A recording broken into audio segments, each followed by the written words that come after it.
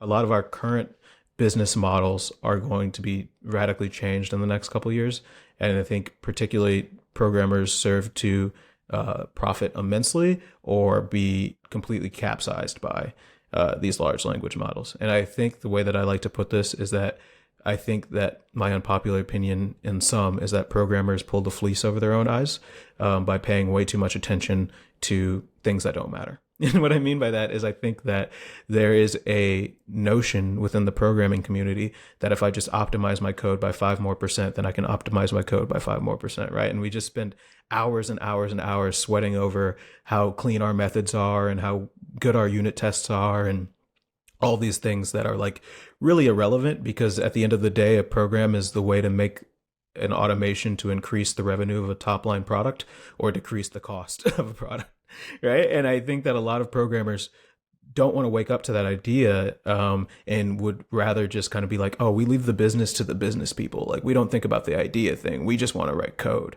And I think that that notion is insane because it's like programmers are literally delivering value through these organizations, right? Like a lot of these organizations at the top level are just estimates, right? They're just saying like, hey, we scrounged up some money and now we have this idea that we can make more money if we make this bot that does this thing.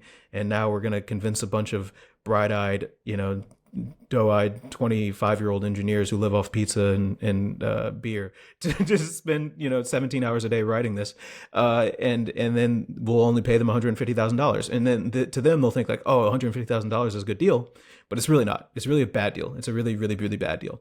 So I think that like this kind of what these LLMs have proven to me, and I've hopefully got across in this conversation, is that like the distance from idea to code is quickly becoming zero. And it might not necessarily be the ideal code. Again, like I'm not promising that it's going to be like this perfect kind of like pulled out of the oven, like everybody walks past your GitHub repo and they're like, oh my God, this is beautiful code.